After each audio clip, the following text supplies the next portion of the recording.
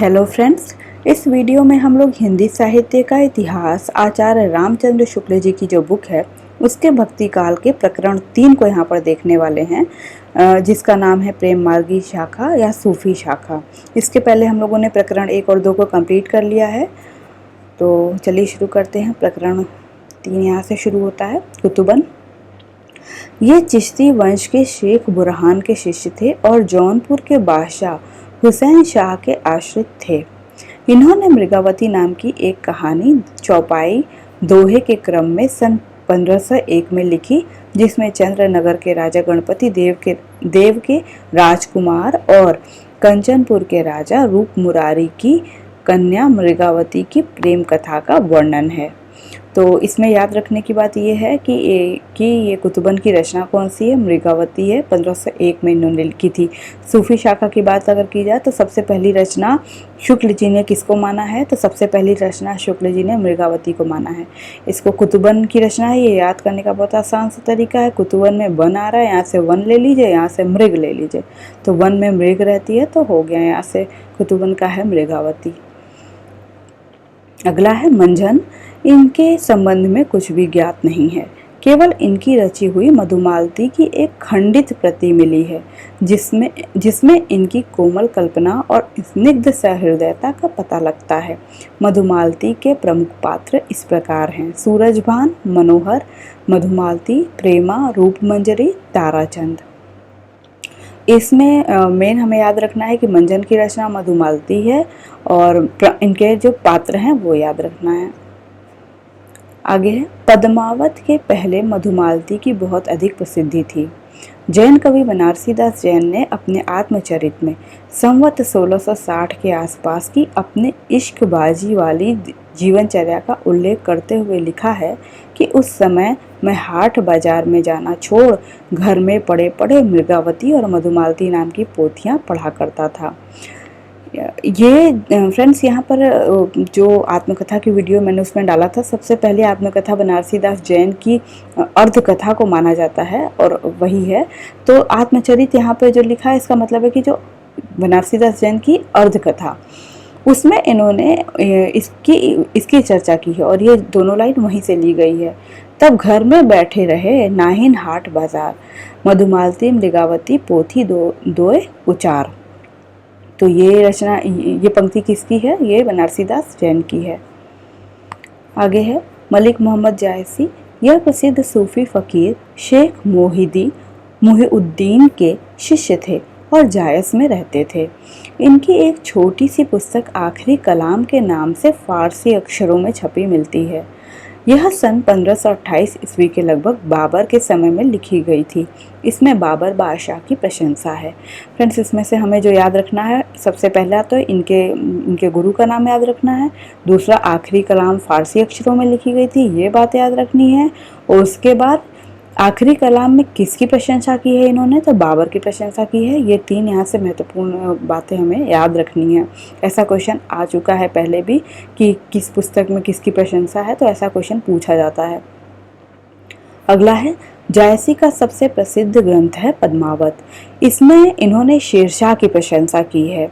इसके कुछ थोड़े से पद तो सन 1920 में ही बनाए गए थे, पर ग्रंथ को 19 या 20 वर्ष पीछे शेरशाह के समय में यानी कि सन 1940 में पूरा किया गया था। तो जायसी की रचना का काल 1940 माना जाता है और इसके पहले ही हमारी मृगावती और मधुमालती आ चुके थे। जिस क्रम में है ये बिल्कुल वैसे ही लगाया जाएगा अगर एग्जाम में आता है तो। आगे है यह काने और देखने में कुरूप थे, यानी कि जायसी की बात हो रही है। काने और देखने में कुरूप थे। कहते हैं कि शेरशाह इनके रूप को देखकर हंसा था। इस पर यह बोले, मोहिका हंसेसी की कोहरही, यानी आप मुझ पर हंस रहे हो या मुझको बनाने वाले पर हंस रहे हो। आगे है इन्होंने 3 पुस्तकें लिखी। एक तो प्रसिद्ध पद्मावत, दूसरी अखरावट, तीसरी आखिरी कलाम। अखरावट में वर्णमाला के एक एक अक्षर को लेकर सिद्धांत संबंधित तत्वों से भरी चौपाइयाँ कही गई हैं। तो अखरावट में क्या है? एक एक वर्णमाला के एक एक अक्षर को लेकर के यहाँ पे बात की गई है। अगला है इस छोटी सी पुस्तक में ईश्वर, सृष्टि, जीव, ईश्वर प्रेम आदि विषयों पर विचार प्रकट किए गए हैं। तो ये सारी बातें याद रखनी है। क्वेश्चन ऐसा बन सकता है कि जायसी जी ने अपनी किस पुस्तक में ईश्वर, सृष्टि, जीव इन पर विचार प्रकट किए हैं। तो इस तरीके से हमें याद रखना है। आगे है, आखिरी कलाम में कयामत का वर्णन है। जायसी की अक्षय कीर्ति का आधार है पद्मावत, जिसके पढ़ने से यह प्रकट हो जाता है कि जायसी का हृदय कैसा कोमल और प्रेम की पीर से भरा हुआ था। क्या लोक पक्ष में, क्या आध्यात्म पक्ष में, दोनों ओर उनकी गुणता, गंभीरता और सरसता विलक्षण दिखाई देती है। अगला है, कबीर ने अपने झाड़ फटकार के द्वारा हिंदू और मुसलमानों के कट्टरपन को दूर करने का प्रयास किया। वह अधिकतर चिढ़ाने वाला सिद्ध हुआ, हृदय को स्पर्श करने वाला नहीं। हिंदू हृदय और मुसलमान आमने सामने करके अजनबीपन मिटाने वालों में इन्हीं का नाम लेना पड़ेगा। फ्रेंड्स, ये लाइन महत्वपूर्ण है। क्वेश्चन ऐसा आ चुका है कि ये लाइन देकर के पूछा था कि शुक्ल जी ने यहाँ पर किसकी चर्चा की है, किसके बारे में बात कर रहे हैं। तो ये याद रखना है कि जायसी के बारे में ये बात हो रही है। अगला है, कबीर ने केवल भिन्न प्रतीत होती हुई परोक्ष सत्ता की एकता का आभास दिया था। प्रत्यक्ष जीवन की एकता का दृश्य सामने रखने की आवश्यकता बनी थी। यह जायसी द्वारा पूरी हुई। तो ये लाइन भी महत्वपूर्ण है, इसको भी याद रखना है कि ये जायसी के संबंध में ये कथन किसका है। अगला है, पद्मावत की प्रेम गाथा की परंपरा पूर्ण प्रौढ़ता को प्राप्त मिलती है। यह उस परंपरा में सबसे अधिक प्रसिद्ध ग्रंथ है। इसकी कहानियों में भी विशेषता है। इसमें इतिहास और कल्पना का योग है। चित्तौड़ की महारानी पद्मिनी या पद्मावती का इतिहास बिंदु हृदय के मर्म को स्पर्श करने वाला है। जायसी ने यद्यपि इतिहास प्रसिद्ध नायक और नायिका ली है, पर उन्होंने अपनी कहानी का रूप वही रखा है जो कल्पना के उत्कर्ष के द्वारा साधारण जनता के हृदय में प्रतिष्ठित था। इस रूप में इस कहानी का पूर्वार्ध तो बिल्कुल कल्पित है और उत्तरार्ध ऐतिहासिक आधार पर है। फ्रेंड्स, यहाँ पर पद्मावत की बात हो रही है, तो इससे आप सब लोग परिचित होंगे, कहानी भी सबको पता होगी। तो इसके पात्रों को हमें याद रखना है। प्रमुख पात्र हैं इसमें गंधर्व सेन, पद्मावती, रतन सेन, अलाउद्दीन, राघव चेतन, गोरा और बादल। अगला है उस्मान। ये जहांगीर के समय में वर्तमान थे और गाजीपुर के रहने वाले थे। उस्मान ने 1613 ईस्वी में चित्रावली नाम की पुस्तक लिखी। मेन हमें इसमें ये याद रखना है कि उस्मान की रचना कौन सी है, चित्रावली। और दूसरी बात, हमें क्रम से सारी रचनाओं को याद रखना है।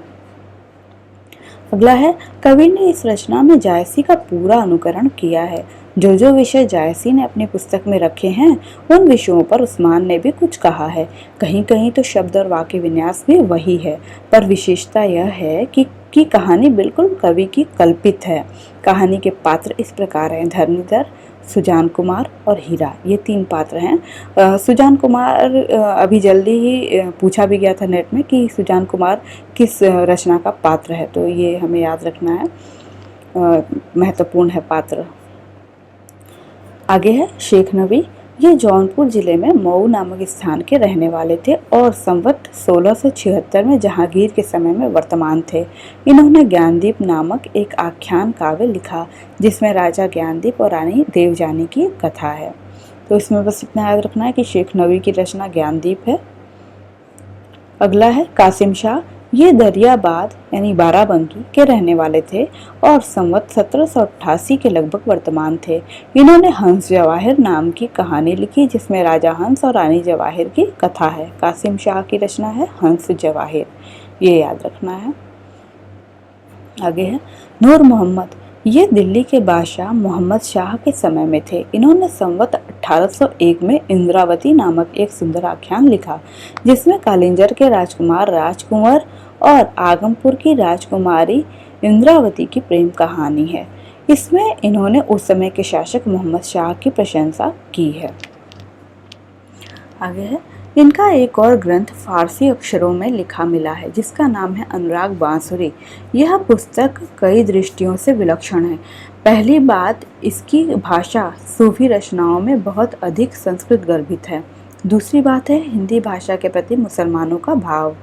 इंद्रावती की रचना करने पर शायद नूर मोहम्मद को समय समय पर यह उपालंब सुनने को मिलता था कि तुम मुसलमान होकर हिंदी भाषा में रचना करने क्यों गए। इसी से अनुराग बांसुरी के आरंभ में उन्हें यह सफाई देने की ज़रूरत पड़ी।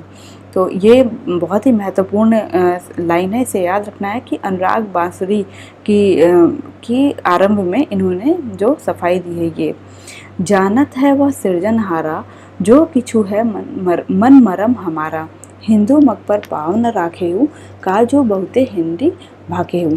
तो फ्रेंड्स, ये कई बार आ भी चुका है कि ये किसकी रचना है, किसकी लाइन है ये, तो ये हमें याद रखना है, महत्वपूर्ण है ये। इसका तात्पर्य यह है कि 1800 तक आते आते मुसलमान हिंदी से किनारा खींचने लगे थे। हिंदी हिंदुओं के लिए छोड़कर अपने लिखने पढ़ने की भाषा वे विदेशी अर्थात फारसी ही रखना चाहते थे, जिसे उर्दू कहते हैं। उसका उस समय तक साहित्य में कोई स्थान न था। इसका स्पष्ट आभास नूर मोहम्मद के इस कथन से मिलता है, कामयाब कह कौन जगावा, फिर हिंदी भाखे पर आवा, छाड़ी पारसी कंद न बाते, अरुझाना हिंदी रस बाते।